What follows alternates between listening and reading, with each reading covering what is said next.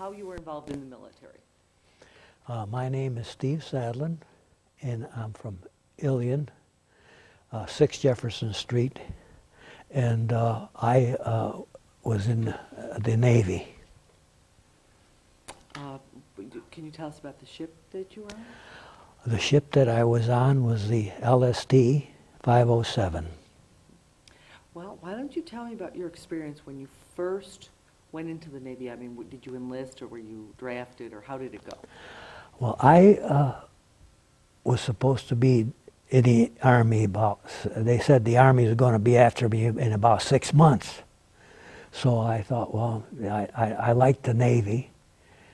But I tried the Navy, and they weren't taking anybody that was in Utica. So I was working in the National Automotive Fibers in Little Falls, and then this one morning, John Selby, he told me, he says, hey, he said they're taking our Navy men in Albany. So I just punched out my time, and I took a train to Albany, and they were taking quite a few Navy men, and that was, I think I got there about in the afternoon, and I got all taken care of. It was about 12 o'clock or something like that, and then they says, you're going on a train, and you're going to go to Sampson Navy. That's a Navy training base at Sampson, New York. And I didn't even have a chance to even say goodbye to my folks. They didn't even know where I was. And here I'm being shipped to Sampson. So that following morning, I got on the telephone and I told them that I'm in the Navy. How did they react? Well, they couldn't figure out what happened to me because I didn't come home. They were worried. You know, naturally you would be worried, and so I had to take my training over at Sampson. How old were you at that time? I was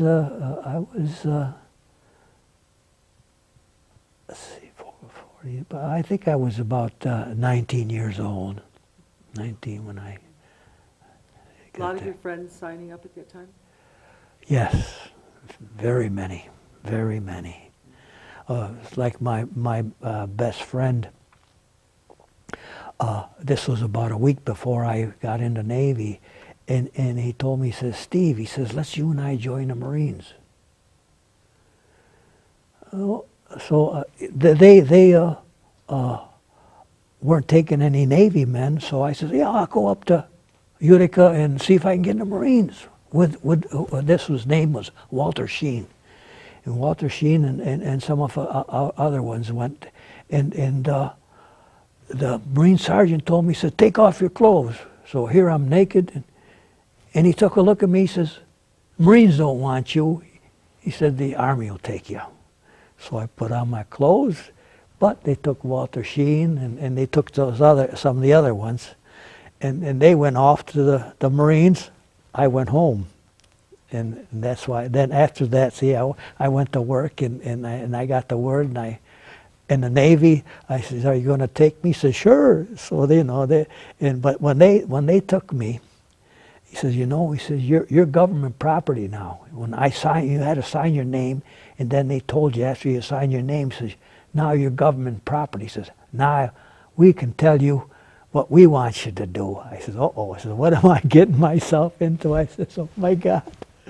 But see, I took my boot camp in Sampson. So what was that like? It wasn't too bad. Well, we had, the idea was in the wintertime, January, and I had to guard one of the drill halls.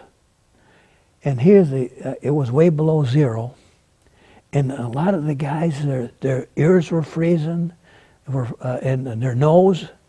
So my nose was starting to freeze, And then I told the officer inside, I says, I can't go out there. He said, my nose.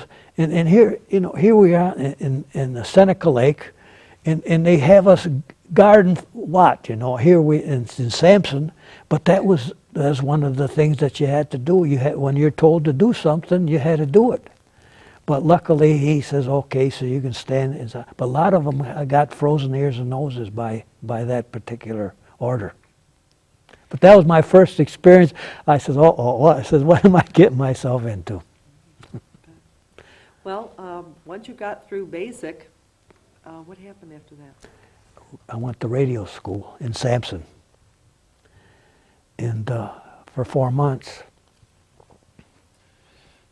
And after the 4 months after graduation, we got assigned. So they read out the roster, says such and such goes here, such. And this one fella before me, he said, they told him, he said, you're going to go to merchant marine to be a radio operator. And then the instructor told me, he says, you're going to the amphibs. I says, go to the amphibs? Because, you know, everything, the invasions, that was a very important thing. Is at the time, at that particular, there was a lot to be done. So this fella that was in the merchant marine, he says, you know, he says, Steve, he says, let me take your place. He says, I'll take the amphibs, you go in the merchant marine. I says, okay. So we went to the instructor, and the instructor said to the guy that was going to merchant marine, he says, are you crazy? He says, you going into the amphibs? I thought to myself, well, what am I getting myself into? But from the radio school, I went to Solomons, Maryland. That's near Washington, D.C. Well,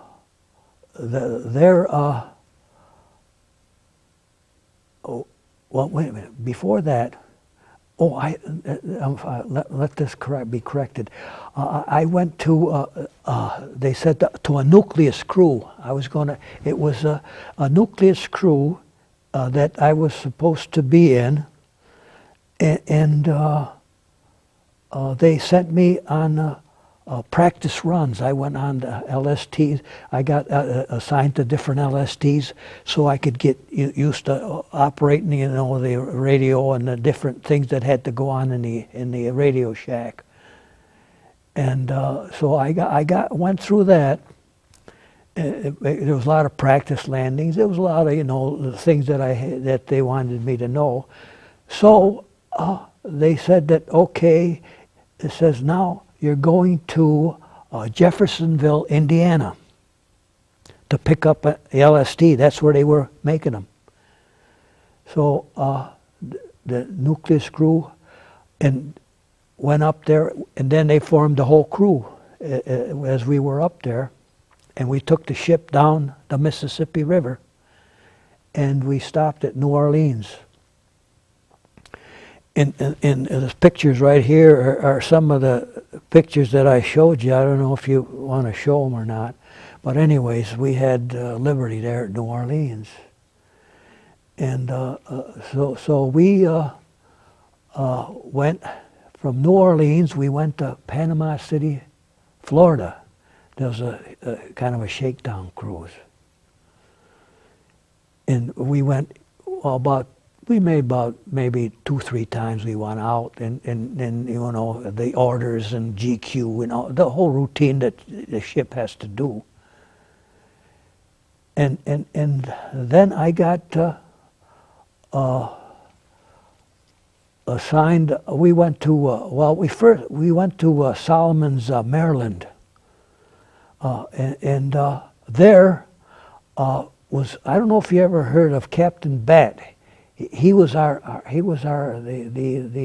executive. He was the officer in charge of the whole barracks, and he was I found out that he was sunk on the Squalus, the submarine Squalus, and he was the first one that was that they managed to get from a sunken submarine. They had like a diving bell, and then they got him out of the, and he came out alive. But he looked like a bull. I mean, that guy was strict. He was really strict. Well, you had your own pretty intense experience. Yes. Once you signed. Maybe you want to tell us really about what time period that was and what happened. Oh, well, do you want me to tell? Then when we here we went up the coast. See our ship. LST. We went up the coast, and here I'm at the radio shack. In the front of me, I had the longitude, latitude, everything on there, and then I'm typing out the message. It says submarine nearby. Here I'm seeing longitude, latitude.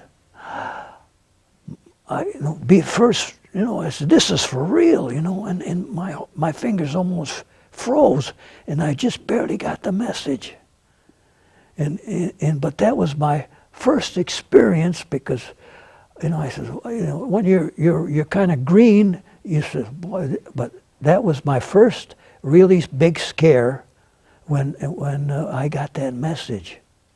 But we were alone, and luckily nothing happened.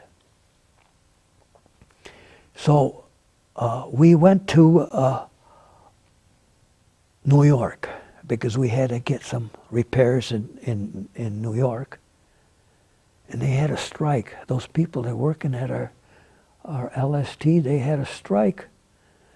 And so we waited and waited, and we didn't have it fixed. So we had to go to Boston. And in Boston, that was it was where the fish. There was where the ships used to go and get fish and stuff like that, and they used to come back from the northern, northern banks and ice. And it was this being in January, and so we waited there for a while, and then we went out and joined some more LSTs. And as we were going to Halifax, Nova Scotia, the ocean was so rough. One of the LSTs broke in half. I don't know if you know about an LST, but an LST has no keel. It's flat bottomed, and it feels every ripple. Anything that's rough in the water, you feel it. So, but the idea is that LST broke in half, and both pieces float. They were afloat. They didn't even sink. So we got to Halifax, Nova Scotia, and we waited a while till we got into the convoy. So here we are on a convoy.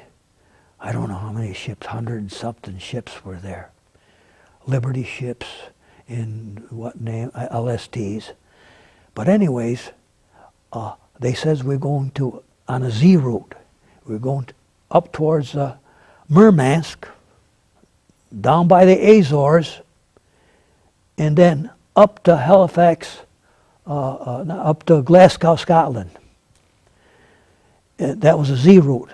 It took us 14 days because an LST can only, the top speed is 12 knots an hour. So on the way, the seas were rough, and here his name was Joe Greco, my radio buddy, and he was sick. And after I got done with my watch, I went to lay down in my sack, and he came down and he says, "Steve," he says, "take care of my watch." He says, "I'm seasick." He says, "I can't take care of it." So I stood his watch too. Staying a 4-hour watch, took another watch. And you had 4 on and 4 off, see? And then one of the other, my shipmates says, geez, I'm sick too, and I had Stan some of his watch, radio watch. To me, I didn't get seasick. I was able to stand the sea because I'm telling, if you ever rode into an LST out in the Atlantic in January, then we could talk about the way it was. So I told my communication officer, gee, I says, I'm so tired. And then on top of it off, we had GQ, General Quarters. I'd be, try to get some sleep. Next thing you know, I had to go out my sack and I had to go General Quarters. So Joe Greco was on watch again. So our skipper, he gave him a bucket in crackers. And he told me, he says, you stay on this watch. And he says, if you got to puke, he says, you puke in a bucket. And he says, if you want to eat something, eat crackers.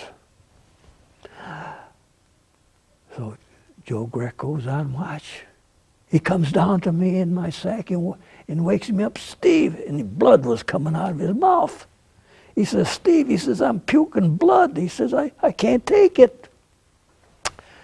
I says, okay. I says, I'll take care of your watch. I was dead. I was about dead, standing those watches and GQs and everything else.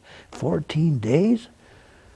But the nicest thing that happened was when we saw Glasgow, Scotland. And there we saw the Queen Mary was anchored right there. And I just talked to one fellow over here. He says, guess what? He says, we went over on the Queen Mary. Beautiful ship. And I says, you must have been in our convoy. He says, no. He says, I wasn't in your convoy. He says, we went alone. But when we arrived into the port, and it was at the Firth of Clyde in Glasgow, there was the big Queen Mary, and I figured, hey, that was one of our ships. But when we were in convoy, you could see where the Germans were sinking some of our ships. Every time I'd look out, one would be sunk. It was Liberty ship. It was loaded with lumber. And then on the other side, this would be a couple days later, another ship would be sunk. And what they did, they'd like be a wolf pack, they'd attack you, and then they'd back off because we had destroyer escorts circling us around us, But they used to just sink a couple of ships at a time, and then so they wouldn't get sunk. But anyways, when we arrived at Glasgow, then we went down the Irish Sea and down to Falmouth. I'm going to stop you for a second because I want to ask about, you're watching these ships sink. What's the reaction of all you guys? To tell you the truth, I was so tired that I didn't give a darn. I was tired, and I didn't care even if they even sunk my ship. That's how tired I was. I was pooped, and I've had it, but then when I went to then I was able to get some sleep and get some rest. But then, see, we went down to Falmouth, and we had like practice runs. Geez, we went up to one of the estuaries, and our skipper had one of the pilots because when you're in an estuary, you got to know just where to turn and everything else. So when we were going down, this pilot somehow wasn't doing his job, and we got rammed by another LST from the stern where the stern end where the gun tub was. So we had quite a bit of damage, so we had to go to dry dock and get fixed up. And so we just, went around different places. Did you have any communication with back home during that time? No. I used to just write to my mother. And I didn't have no girlfriend. I'll tell you one thing is, though, when we were on Liberty in Falmouth, and there was an air raid. So this fellow, my shipmate, says, well, let's go follow these girls. Here's an air raid and blackout and everything else. 2 girls and 2 guys and sailors in the back. So we started, try to converse with them. Here was an air raid, the German planes above. We didn't give a darn anyways. What the dickens, when you're young, it's a different story, Hey, I was thinking maybe a little romance. So this gal pulls out a knife on us. She pulls out a knife, and he says, you guys back off. He says, you're over here, you're oversexed, and you're overpaid. I says, good. I said, I won't mess with you. So that was our liberty. And then when we used to go to Liberty on other times, we used to go to the pub. Well, it was loaded with all soldiers and sailors. You couldn't take out a girl, After all, I was only 19 years old, and I wanted to talk to some girls. So go to this pub. It's segregated. The men drink here, drink their ale. It's not beer, it's that warm stuff, that they just put a handle, and it's cold ale. Warm ale. And then on the other side is where the women drink. And then they have like a little board, and you get darts, and you shoot darts, while you're passing your time away. But tell you, as far as my liberty, no, I'll tell you later on what happened to me on Liberty afterwards. But then we made our landings. Our different places that we practice landings. So then we got orders that we had to have a dry run. This is a landing that was supposed to be at Slapton Sands.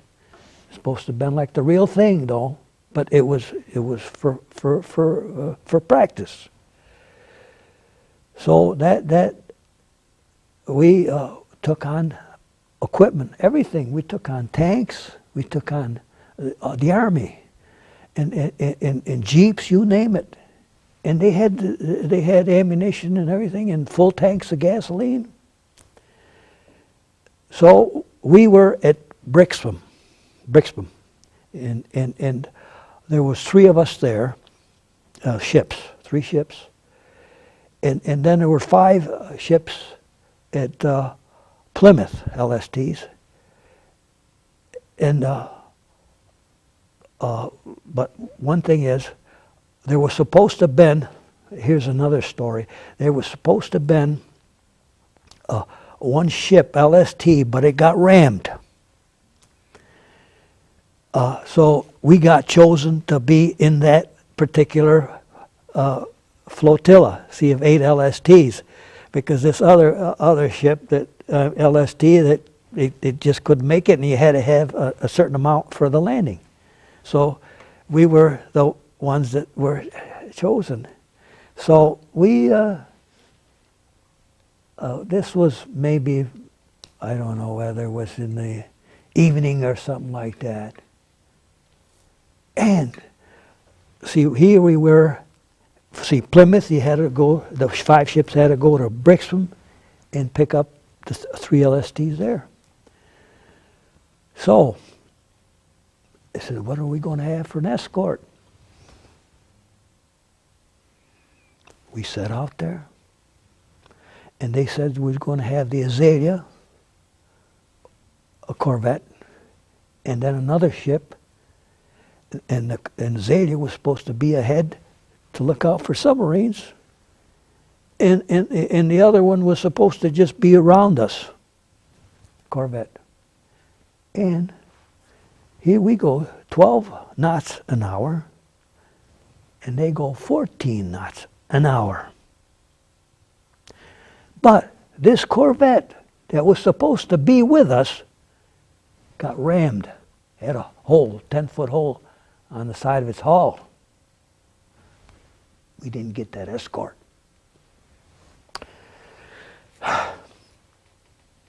So we set out in the English Channel, one Corvette 1 mile ahead of us, 8 LSTs, sitting ducks for the enemy, and here we go up the English Channel, loaded with men and equipment, absolutely loaded. We had 490 men. 490. So I was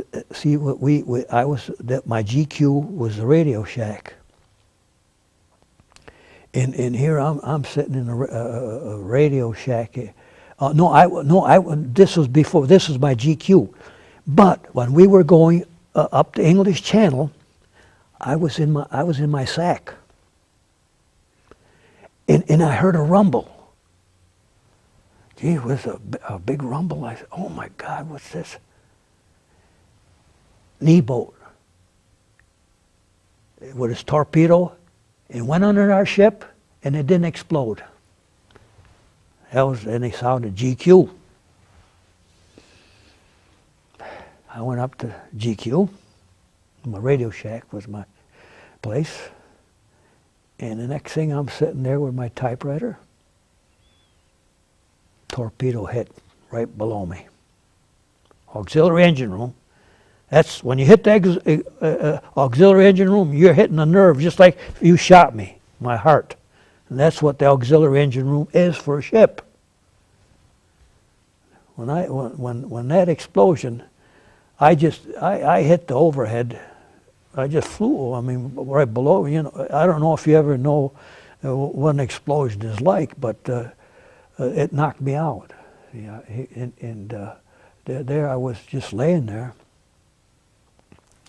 And the next thing you know, when I woke up, here I had two transmitters on my side. One was a high frequency, low frequency, the size of a refrigerator. See, and here they were, already knocked down. See, and good thing I was in the back of it because I was right alongside. And here I'm just laying on the deck there, and everything is dark.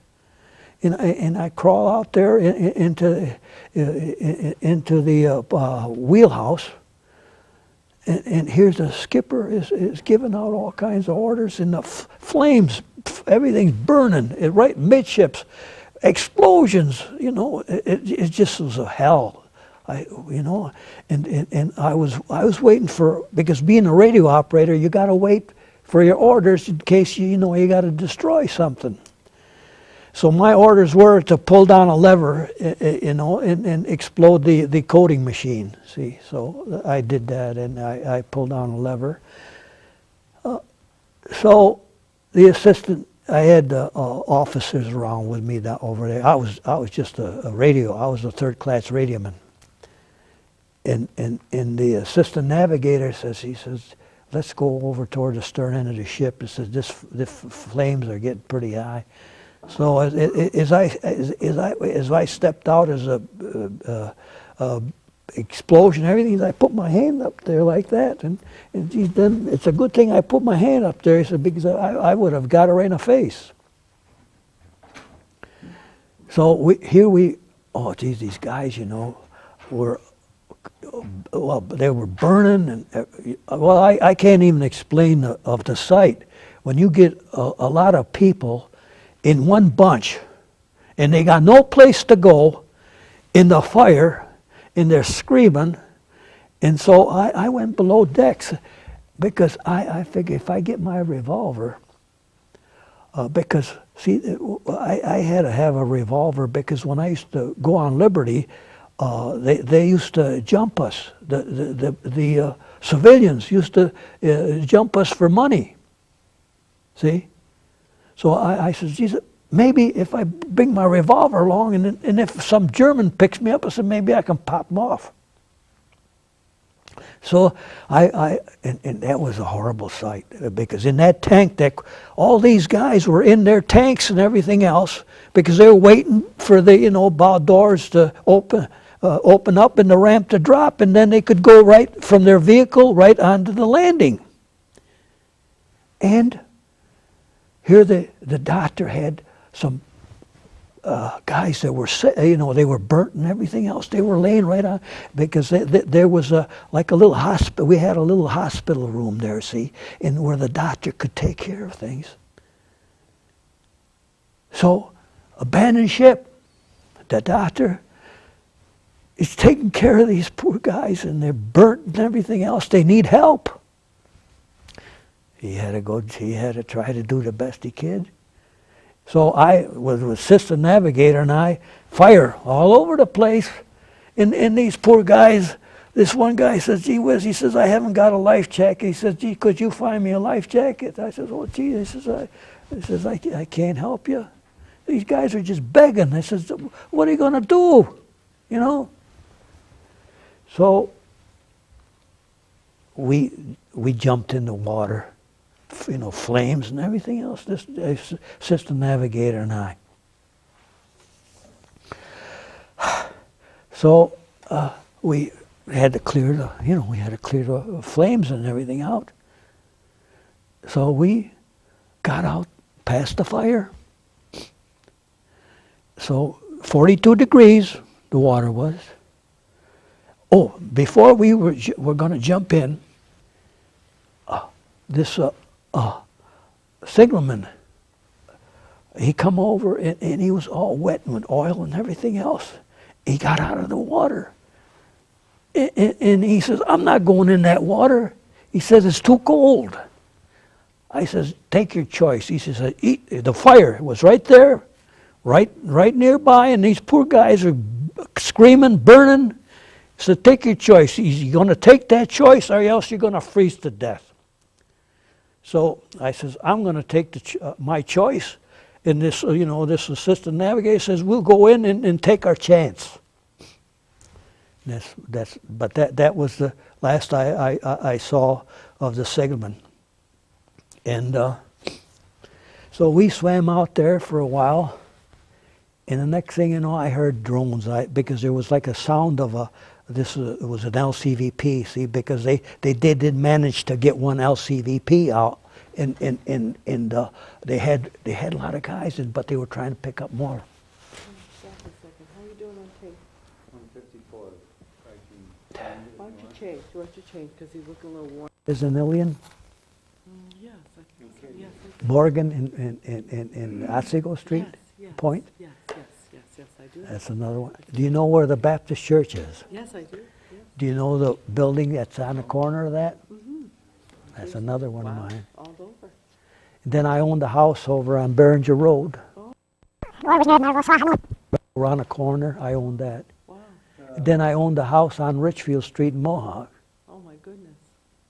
You've got them all over. And then I owned, you know the ramp that you go off out of Ilion, as you're going down? Mm-hmm. And you know that land that's wooded land by the school, next to the school? Yes. North Street School? Yes, there's a lot. I think I know just where you're talking about. I owned it. You own that too? But I was going to set up a shopping center there. Wow. But Kalia told me, he says, I can't do it because the kids are walking there. He says, I can't set up my business. And I was going to set this is over in Buchanan Street. I don't know, this is by the, where the baseball field is? Mm-hmm. I think I do, yes. Well, it's right next there. I owned the land there, and I wanted one of my kids to build a house there. So, but they see the road wasn't completed in the back there. So Ed Snow in Kalia, I said okay. Are you doing all right? Time code won't switch, but we're on the tape. Won't switch? New tape, okay. All right, we're at an intense part of this whole thing. This was pretty awful. I just like to talk about something else, forget it. If Well, it gets to me after a while, I don't I'm like sure it. it does, but you know, there are young people though who have to know the stories. Some people want to deny that these things ever happened. That would be an atrocity for them to be able to do that. That would be terrible. We can't forget. Well, We don't what are want to you carry gonna it with you every day, but we want our grandchildren to know. History unfortunately repeats itself. You know, just like this book, Exercise Tiger, I went to the Alien Library, and I says, would you be interested in having this book? She says, no. Told me no, she's not interested. I says, okay, thanks. How would you feel? That's what I say. And then, on top of it all, this is after 40 years this book was put out. My kids, I never mentioned nothing to them, and they never even opened up a page of the book. Not a page. They never even read it. I don't say nothing to them because I want to forget it. That's why I work. I got 20 apartments. I'm happy when I'm working. But when I go laying down, then that's when it haunts me. See? It bothers me then. But then I think to myself, I says, oh my God, I says, I got a guardian angel, and I says, I don't want to spoil it, and I says, I want to go to sleep. And I'll say that, I says, please, I says, I don't want to know nothing about it. So I keep saying to myself, please, I says, just let me go to sleep. That's my guardian angel. I says, my gosh, I says, you helped me through all this stuff. I says, I go to ask her, I says, help me out again. God, you don't know what it's all about, I'm telling you. Living with it even to this day is... Well, I try to forget. I'm okay when I'm not I'm not cornered. I don't remember none of this stuff.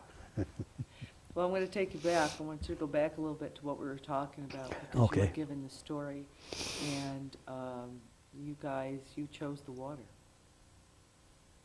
You chose the water. Yeah. Well, you know, I always liked the bed. You know, when I sailed the Navy, they always had a place where you can go to sleep. And who the heck would like the Marines? They had wherever they could find a place to sleep, or in the Army, you know, a lot of them, and wherever they could find a place to sleep. But that's why I wanted to have a place to sleep, because when I was young, I never went camping. I never went out and you know, and out and slept outside. I never did, not in my life. Well, tell me what happened, because you were in that water. Okay. And there was all the burning on the ship, which was horrible. Oh, yes. And then tell me what happened after you jumped in the Oh, water. see, well, then when I was with this assistant navigator, I was moving around, you know, because that to now I say that's the way you keep alive. But the assistant navigator told me, he says, don't shout. He said, nobody's going to help you. So I just shut up. And just before, I was thinking about my mother, how she, when I was a kid, you know, how she cradled me. And I said, that green grass, I said, here I got this cold water all over me. I says, boy, I says, if I ever get out of this, he says, I'll come home and I says, I'll kiss that grass. You know, like they say, some of them, you know, say of God and stuff like that. But that was my first thought, is when I was a kid, and how my mother cradled me, and I was secure. And this time I was out there not knowing what's going to happen to me. And that's the last thing I remember. When, you know, I says, boy, if I could only get to some place where I'd be nice and warm in that grass at home. And I passed out. And next thing I know, I'm on LST 531 down in the cruise quarters and on a mess deck. See, that's where we ate our food. And I got blankets. Oh crap, I had a stack of blankets, army blankets over me, shaking like a leaf. I thought I raised up and looked around. I says, I must be in heaven. I said, you know, I last remembered I was out there in that water freezing. Next thing, a guy comes along to me. He says, you know, he says, you're a lucky guy. And he says, you know, he says, you were piled with the dead when they were picking them up. And you were frothing at the mouth. So they said they took you out of that pile. And he says, we worked on you. She's blood plasma, morphine. And I came out of it. But see, there was, down in the cruise quarters, there were bunks there, see. And lo and behold, first thing I heard, this guy said, oh, those cigars. That's the first thing I heard, you know, all those cigars. And it was Murdoch, our executive officer, was laying in a sack, and he was worried about his cigars because he used to love his cigars because he was a pitcher for the Baltimore Orioles. He was a professional ball player. And that's the first thing I heard when I woke up. Because but then I was like all oil over me and everything stunk. And I didn't have no clothes. So they gave me some fatigues, army fatigues, and I had shoes, but they didn't even fit me. You know, they rushed me right off the ship and like a herd of cattle. You know, I was in a daze and everything else, and I was able to, you know, get out on my own. So they brought us to a abandoned British barracks. It was their Quonset huts, rusty, see. And here where there were cots, these folding cots, and they had these sacks filled with straw. So what the heck, I laid on that sack with the straw and the rust. You know, this one they corrugated rusty, Quonset, abandoned Quonset huts. And I'm laying there. And the next thing you know, somebody threw a bunch of stones over on the Quonset hut. Holy crap! Geez, not again! And my hair, cold sweat. I says, oh my gosh! But somebody just monkeyed around and they threw a lot of stones on the Quonset hut. So I managed to, being a young guy, I says, well, I found out that it was just, that was just a prank, because I was on pins and needles. If I ever heard a noise, I was scared. So we got, I guess it was either over to Plymouth, and there must have been maybe about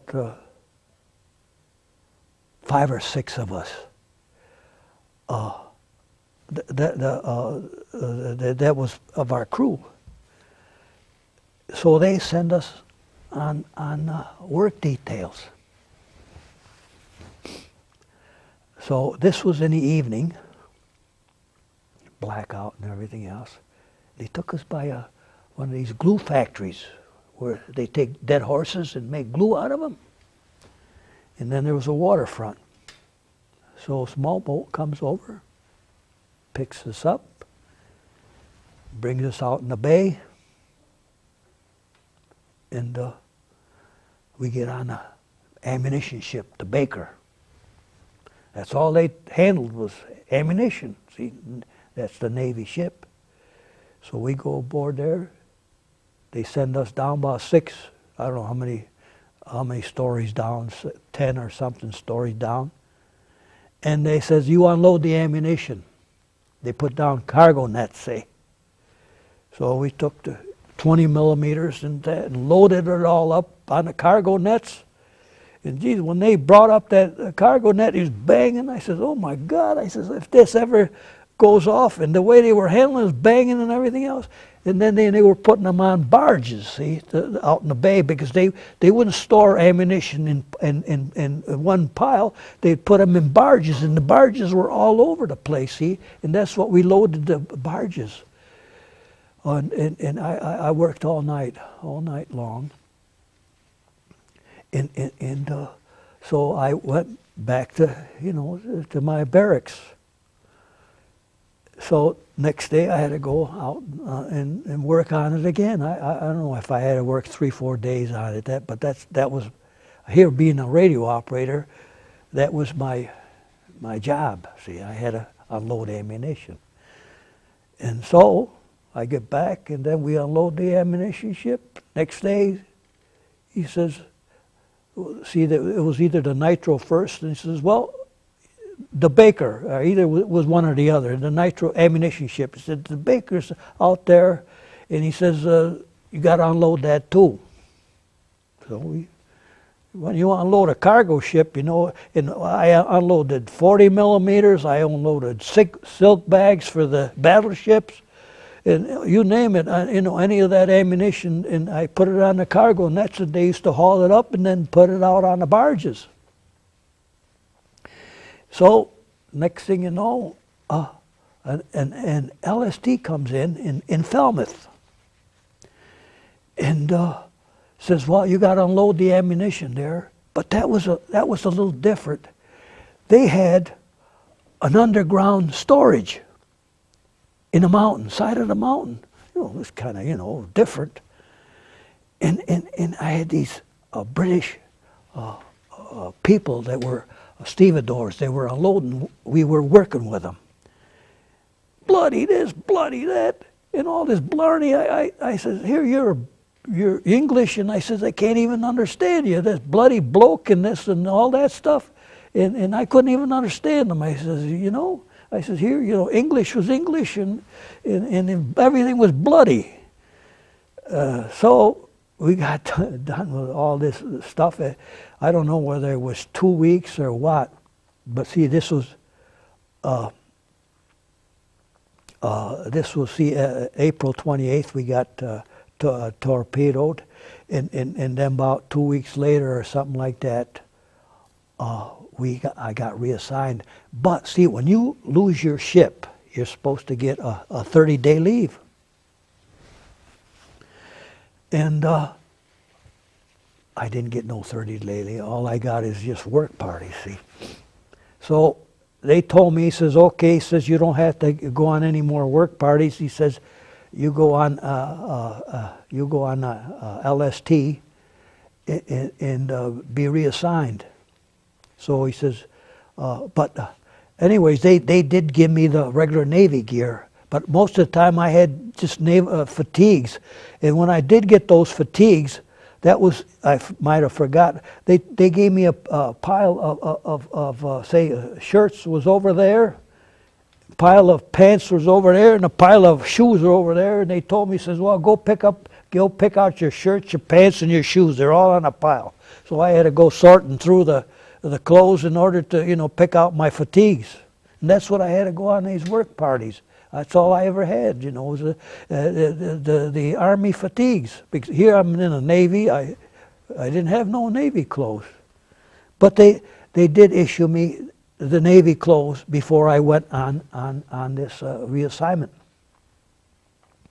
So I packed, got my sea bag, and I went aboard a ship.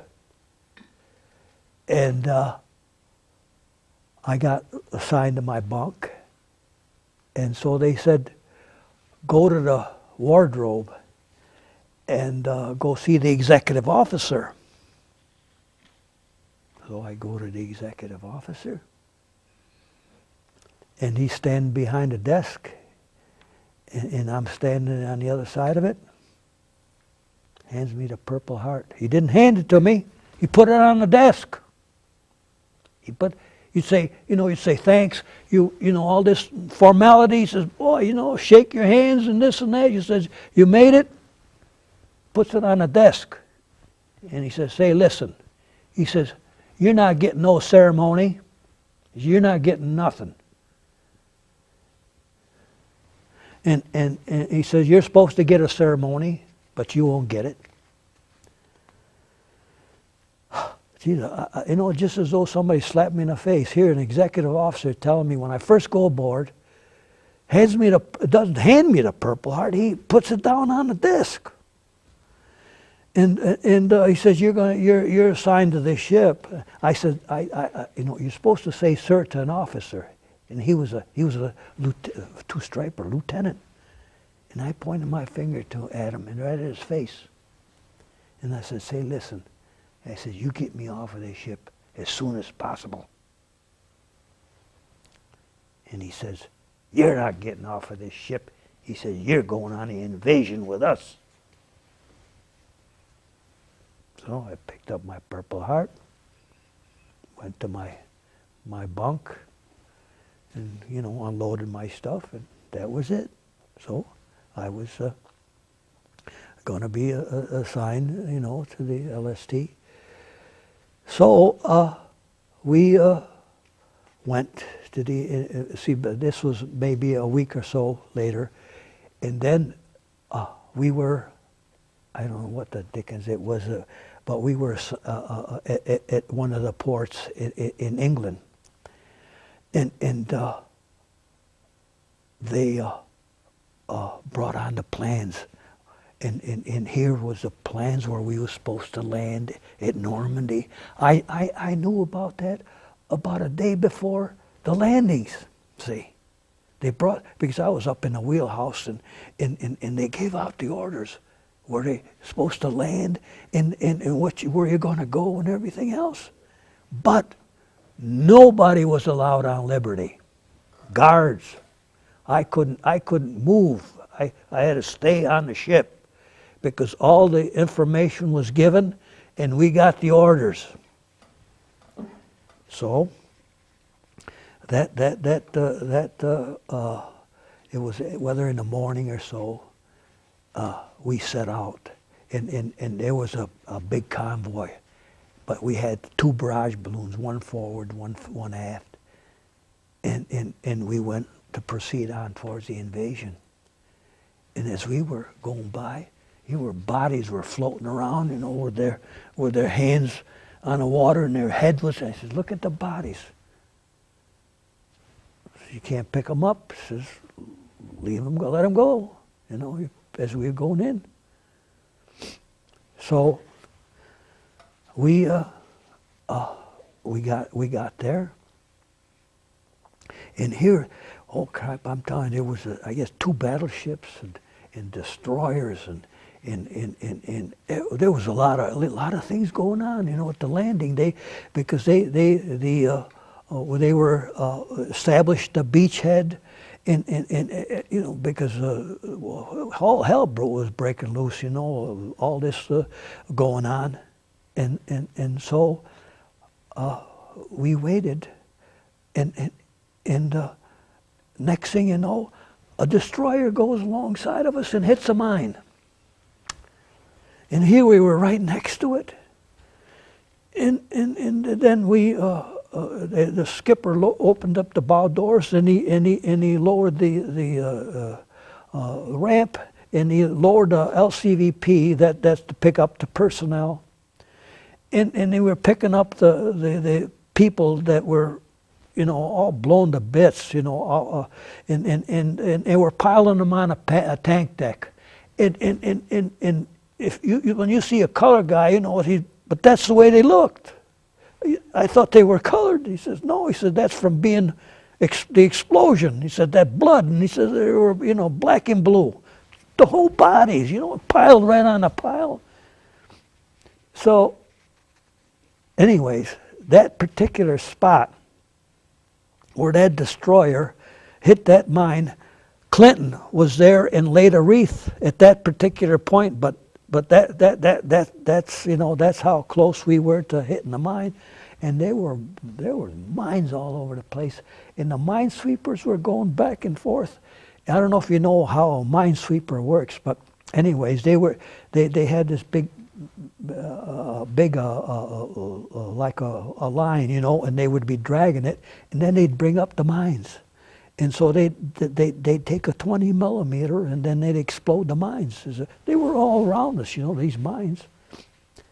And the next thing I saw, and you know, the ship destroyers, they were going all over the place.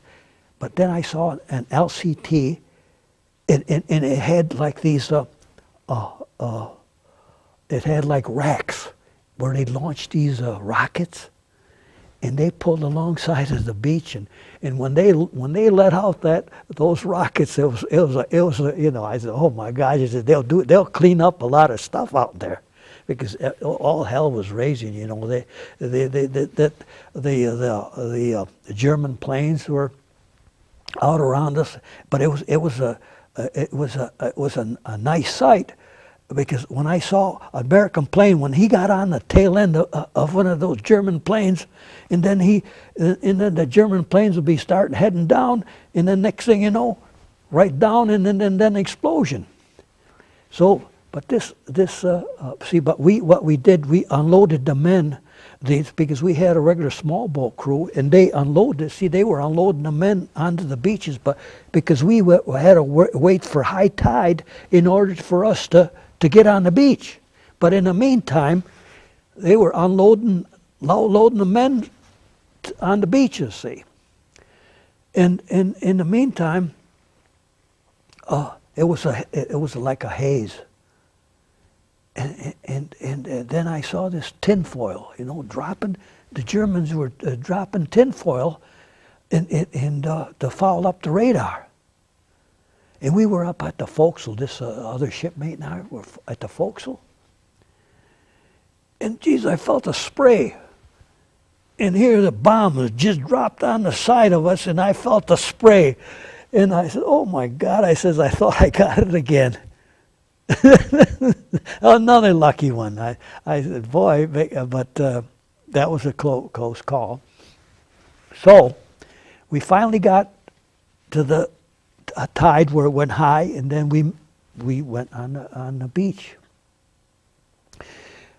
So we, you know, had the bow door open and the ramp down, and we were unloading tanks, and then up topside the trucks and everything else. We managed to land everything. And the next thing you know, there was 88s that were lobbing around us. So, gee whiz, I saw those things being dropped. They were dropped over there, you know. And I said, boy, talk about a rat leaving a ship. I left that thing. I ran out, you know, and I said, geez, I'm going to get away from this. This guy is, you know, these guys are, you know, aiming to get us. So, after I ran out there, I asked a guy, Army guy, he had a Jeep, and I said, how about taking me to the front? Holy cats, I went to the front, and geez, I saw all this stuff going on, you know, all the machine guns and all this jumping around. I said, wait a minute. I said, that's as far as I want to go. And he let me go, and then I hitchhiked a ride back to my ship. But anyway, they told me, they said they couldn't figure out why these Germans were landing those projectiles so close. Then they found out that there was a guy on a silo giving directions and telling them where they land, see. And then I found out it was a French priest. He was giving the Germans the directions where to land those projectiles. Then the next thing you know, I says, oh my gosh, it says way over on the other side. He says, gee, there's some railroad guns, German railroad guns are coming. Boy, if they ever, you know, got a hold of us with the German railroad guns, I said, boy, we've had it. But I'm telling you, those battleships and then the planes, they cleaned out those railroad guns. And as I went on the beach, see, there was like a path, and on the beach I saw where just like this wire you see, and then on the beach it had about that big, and it was like a tracks, and then it was loaded with a dynamite. But the guy that was in a pillbox, he wasn't there because he must have got scared. But he got his thing out, halfway out the beach, and he didn't explode it. But there I saw that thing, and it didn't explode. and then we went into the pillbox, and here he had his machine gun and his all this stuff there, so. I says, well, don't touch that stuff. I says, they might put some booby traps over there. So we went scouting around, and then there was like a path, and then the other places were like it was grown with weeds and stuff like that. Then it'd have a sign. It'd have a skeleton and 2 crossbones. It says mining. See, these Germans wanted to make sure that there wouldn't be anybody that would be walking there. So I went up towards the hill, and I went into a gun emplacement where the cannon was.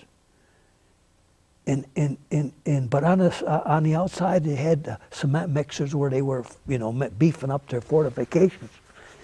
And a German must have been living there. He had baby clothes there, all these kids' clothes, and they were dresses there. I said, this guy had a home. But he had a big he had the big cannon that he had to take care of. But that's that. Those are then some of the guys saw a helmet, a German helmet on a post. They figured, because when we landed, we were out, just like as though we were tourists, see what we could find to pick up. And this guy picked up that helmet, booby trap. Killed him. Then next thing I heard, he said they went into some of the houses, they picked off a picture of Hitler, booby trapped.